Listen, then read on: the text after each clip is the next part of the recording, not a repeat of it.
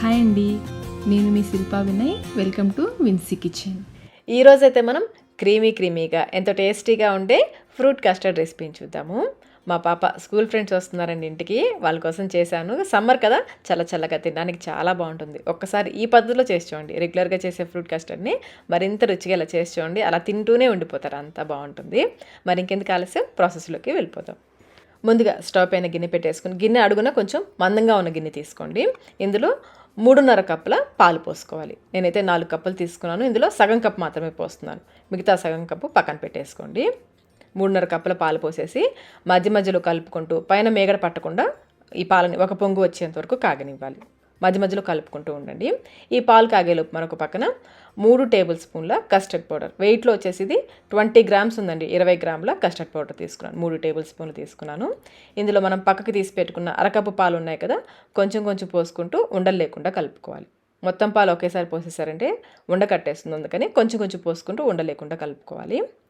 చూడండి, ఈ విధంగా ఎక్కడ కూడా ఉండలు లేకుండా బాగా కలుపుకోవాలి. దీన్ని పక్కన పెట్టేసుకోండి. పాలు చూడండి మరుగుతున్నాయి కదా, ఇలా పాలు ఒక పొంగు వచ్చి మరగడం స్టార్ట్ అయిన తర్వాత మనం కలిపి పెట్టుకున్న కస్టర్డ్ మిశ్రమాన్ని పోసుకోవాలి. ఇందులో పోసే ముందు ఒకసారి కలుపుకోండి, లేదంటే కస్టర్డ్ అంతా కూడా అడుగు నిండిపోతుంది. పోసిన వెంటనే కలిపేసుకో, లేదంటే ఉండకట్టేస్తుంది. ఈ కస్టర్డ్ అంతా కూడా పాలలో బాగా కలిసేలా కలిపేసుకుని, ఇప్పుడు ఇందులో 1/3 కప్, అంటే పావు కప్ కంటే కొంచెం ఎక్కువ, అరకప్ కంటే కొంచెం తక్కువ, 1/3 కప్ పంచదార వేసుకోవాలి.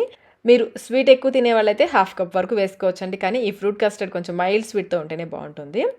ఇలా కలుపుకుంటూ ఇది కొంచెం చిక్కబడేంత వరకు ఉడికించుకోవాలి. అలానే మరీ చిక్కగా ఉడికించేది. కన్సిస్టెన్సీ చూడండి, ఈ విధంగా కొంచెం చిక్కగా ఉండాలి. ఇలా ఉడికించుకొని స్టవ్ ఆఫ్ చేసేసి ఇందులో మంచి ఫ్లేవర్ కోసం పావు టీ స్పూన్ వెనీలా ఎసెన్స్ కూడా వేసుకొని కలుపుకోవాలి. స్టవ్ ఆఫ్ చేసేసుకోండి. ఉడికిన వెంటనే స్టవ్ ఆఫ్ చేసేసుకుని ఎసెన్స్ వేసేసి బాగా కలిపేసి ఈ మిశ్రమాన్ని పూర్తిగా చల్లారనివ్వాలి. మధ్యలో కలుపుకుంటూ ఉండండి, లేదంటే పైన మేగడ కట్టేస్తుంది. ఇది పూర్తిగా చల్లారిన తర్వాత మూత పెట్టేసి ఫ్రిడ్జ్లో కనీసం 2 గంటల పాటైనా ఉంచుకోవాలి. మీరు కావాలంటే రాత్రంతా కూడా ఉంచేసుకోవచ్చు. ఈ ఫ్రూట్ కస్టర్డ్ మరింత రుచిగా రావడానికి ఇందులో నేను కొంచెం సేమియా కూడా వేస్తున్నానండి. దీనికోసం 1 టీ స్పూన్ నెయ్యి వేడి చేసేసి పావు కప్పు సేమియా వేసుకోవాలి. పావు కప్పు సేమియా వేసేసుకుని ఈ సేమియా కొంచెం ఎర్రగా ఎంతవరకు వేయించుకోవాలి. సేమియా చూడండి బాగా వేగిపోయింది కదా. ఇప్పుడు ఇందులో అరకప్పు నీళ్లు పోసుకోవాలి. ముందు అరకప్పు నీళ్లు పోసేసుకోండి. అలాగే 1 కప్పు పాలు కూడా పోసుకోవాలి. పావు కప్పు సేమియాకి అరకప్పు నీళ్లు, 1 కప్పు పాలు పోసుకోవాలి. ఫ్లేమ్ని లో మీడియంలో పెట్టేసి మధ్యలో కలుపుకుంటూ ఈ సేమియా మెత్తబడేంత వరకు ఉడికించుకోవాలి.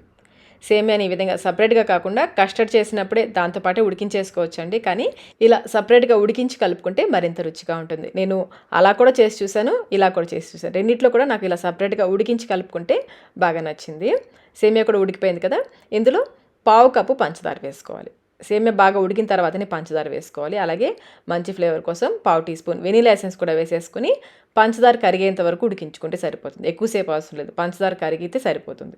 పంచదార కరిగిపోయింది కదా, స్టవ్ ఆఫ్ చేసేసుకుని మూత పెట్టేసి దీన్ని పూర్తిగా చల్లారనివ్వాలి. కస్టర్డ్లో వేయడానికి ఇక్కడ నేను 1 యాపిల్, 1 దానిమ్మ, 1 అరటిపండు, అలాగే 1 కప్పు గ్రేప్స్ కూడా తీసుకున్నాను. మీరు ఎప్పుడు కస్టర్డ్ తినాలనుకుంటే అప్పుడు ఈ ఫ్రూట్స్ని కట్ చేసి కలుపుకోవాలి. కస్టర్డ్ ఫ్రిడ్జ్లోంచి బయటకు తీసాక ఇది కొంచెం చిక్కగా అవుతుంది.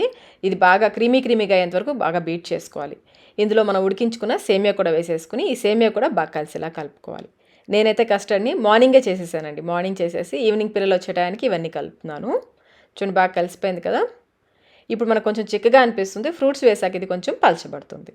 యాపిల్ని బాగా చిన్న ముక్కలుగా కట్ చేసి వేసుకోవాలి. అలాగే గ్రేప్స్ కూడా మధ్యలోకి హాఫ్గా కట్ చేసి వేసుకోండి. ఇంకా దానిమ్మ కూడా ఒలిచేసి వేసేసుకోండి. అరటిపండు కొంచెం పండిందే తీసుకోండి, మరి పచ్చిది వేసుకోవద్దు. అలాగే 1 గుప్పెడు జీడిపప్పు పలుకులు కూడా వేసుకుంటే తినేటప్పుడు మధ్యలో తగులుతూ బాగుంటుంది. ఈ ఫ్రూట్స్ అన్ని వేసేసి అంతా కూడా ఒకసారి బాగా కలిసేలా కలుపుకోవాలి. కలుపుతున్నప్పుడు ఇది కొంచెం చిక్కగా అనిపిస్తుంది. కలుపుతూ ఉంటే కొంచెం సేపటికి ఈ ఫ్రూట్స్లో నుంచి నీరు ఊరి చూడండి కొంచెం పలచబడుతుంది. ఒకవేళ పొరపాటున కస్టర్డ్ ఎక్కువ ఉడికిపోయి ఫ్రూట్స్ వేసి కలిపాక కూడా బాగా చిక్కగా ఉంది అనిపిస్తే కొంచెం పాలు పోసి కలుపుకోండి, పలచబడుతుంది. అలానే మరీ పలచగా ఎక్కువ పాలు పోసేసి పలచగా చేసుకోవద్దు. ఈ విధంగా క్రీమీగా ఈ టెక్స్చర్లో ఉంటేనే బాగుంటుంది. చూస్తుంటేనే తినే అనిపిస్తుంది కదా. టేస్ట్ కూడా చాలా బాగుంటుందండి. ఒకసారి ఈ పద్ధతిలో మీరు కూడా తప్పకుండా ట్రై చేయండి. ట్రై చేసి మీకు టేస్ట్ ఎలా అనిపించిందో మాకు కమెంట్ రూపంలో తెలియచేయండి. వీడియో నచ్చినట్లయితే లైక్ చేయండి, మీ ఫ్రెండ్స్కి ఫ్యామిలీ మెంబర్స్కి షేర్ చేయండి. మన ఛానల్ని ఫస్ట్ టైం చూస్తున్నట్లయితే సబ్స్క్రైబ్ కూడా చేసుకోండి. Thank you.